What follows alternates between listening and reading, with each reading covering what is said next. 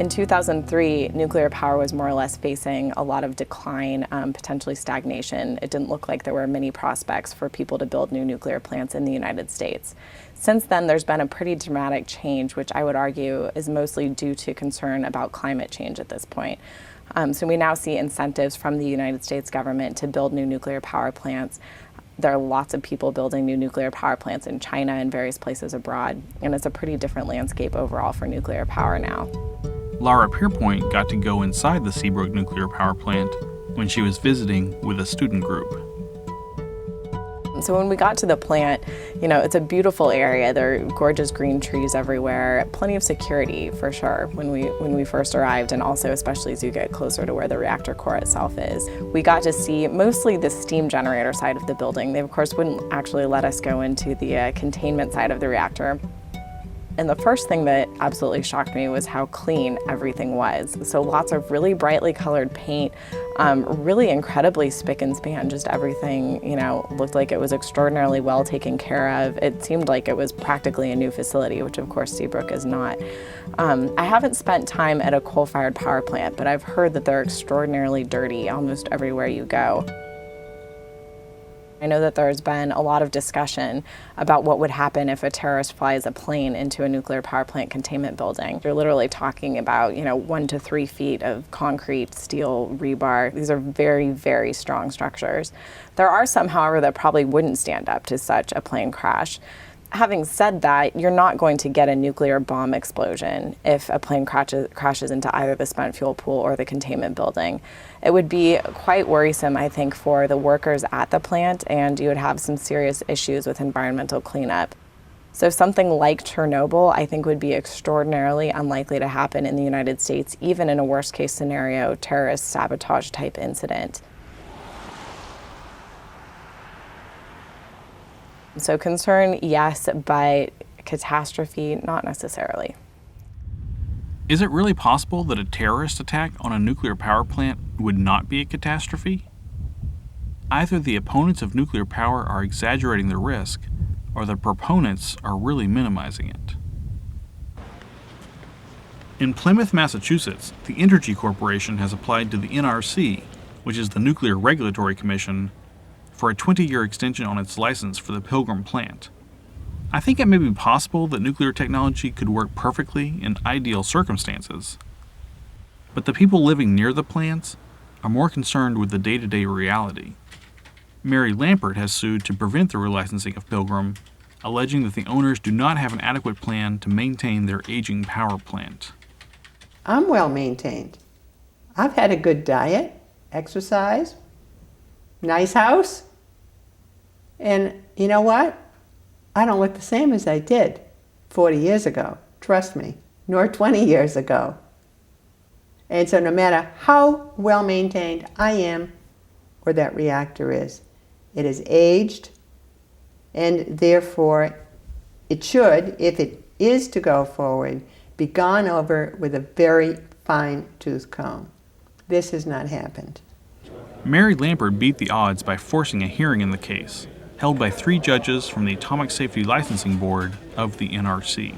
This is like a David versus Goliath story, with Mary Lampert going up against Entergy's team of lawyers and the NRC staff. In this story, Goliath will probably win. The NRC is supposed to regulate the industry, but the politicians who appoint the NRC commissioners have taken millions of dollars in campaign funds from the nuclear industry in recent years. That doesn't prove anything, but it makes me suspicious of the NRC's impartiality. We do not assume that aging is gradual, so that small leaks can go. Okay, but I was clarifying because you seem to be boxing us into where we were not. I understand your clarification. Mr. Henderson, once more for the record, do you have any experience with epoxy coatings of this nature? No, I do not. Thank you. The game is rigged. Who made the relicensing rules? NRC and industry. The judges are only considering a limited contention on the safety of buried pipes. They rejected 4 other contentions by Mary Lampert, including one based on the increased cancer rates around Pilgrim. The NRC has stated, however, no, we have looked at health impacts generically across the board, and we have decided that there are no negative health impacts. So we won't talk about that. So how can it be, on the one hand, the judges say, the majority, that the radioactive leaking isn't important. But you can only talk about the pipes with radioactive liquid. But it's all right if they leak, but not so much as to cause a severe accident, in essence. You back me into this corner? You have got to be kidding me. Some of the people there who thought they had a good ballpark figure, figured it had cost energy over $500,000 that day. I spent about $6,000. I figured, well, clearly I'm outspent. I have a few other strikes against me, like not being a lawyer. The probability I wouldn't bet on the success, but that doesn't mean it's not important, and it doesn't mean you don't try, and it doesn't mean you don't keep on appealing, and it doesn't mean you don't take advantage of the press that you get to keep it out in the public eye.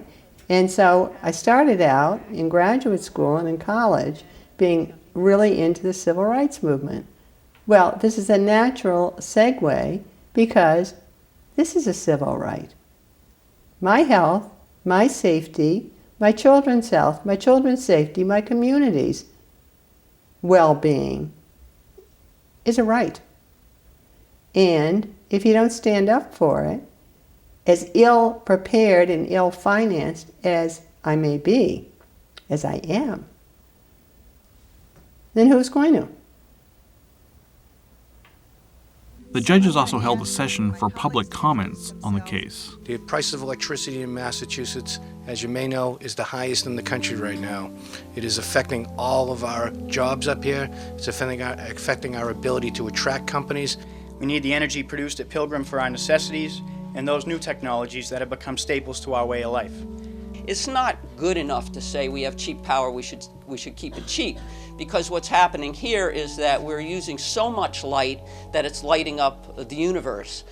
We don't need to have an unlimited supply of power. We have to apply much more resources to ensuring that this power is safe. Everybody likes electricity. We're not here to condemn electricity or even to condemn people that are in the nuclear industry.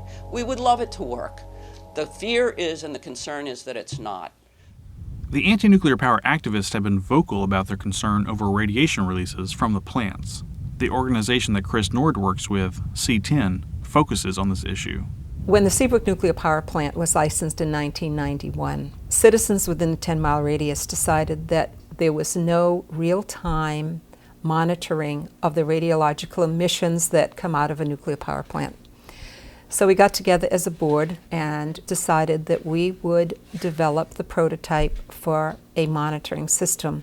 Right now, we have a state-of-the-art system, and we monitor emissions. We've been doing it since 1991. We've been under contract with the Department of Public Health, and we are now under contract with Massachusetts Emergency Management Agency and directly under Homeland Security. These are the two sensors that are connected to the computer. Number one is the beta, number two is the gamma sensor.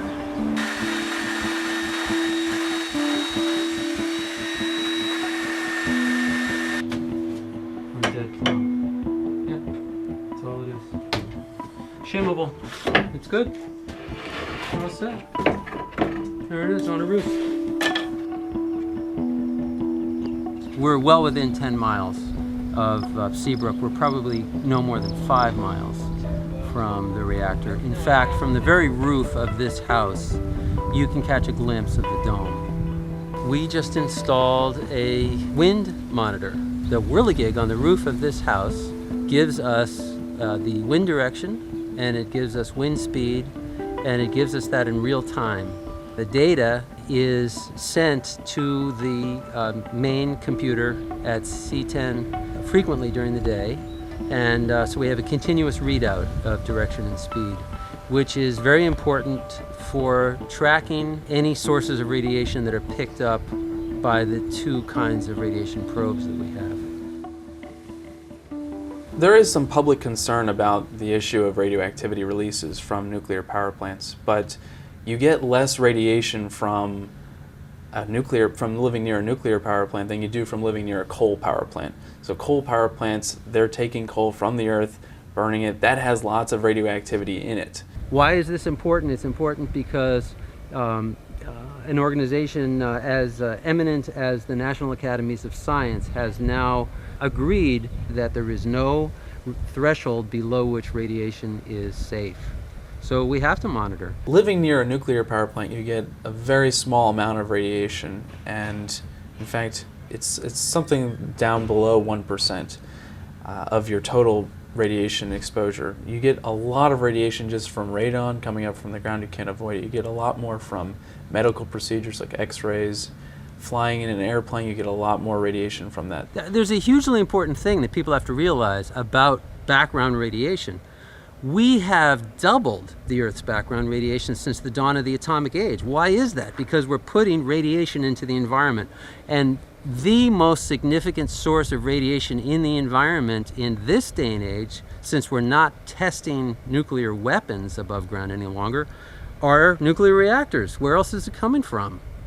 We had an incident back in 1995 where we had levels 17 times higher than they should have been on 5 different sensors. And when we investigated it, and we had to bring in Massachusetts Attorney General to investigate this because the Nuclear Regulatory Commission was not going to do it for us. It's the first time we ever went public with our information. And the plant had a problem at the time. They were down for refueling. They were moving the spent fuel rods around. And just by coincidence, their monitoring on site failed. And they do not have record of that. So they say to this day that they didn't have a problem. They were not the cause of the high readings. But we know that the radiation came from the Seabrook nuclear power plant direction. So you have to draw your own conclusions from that.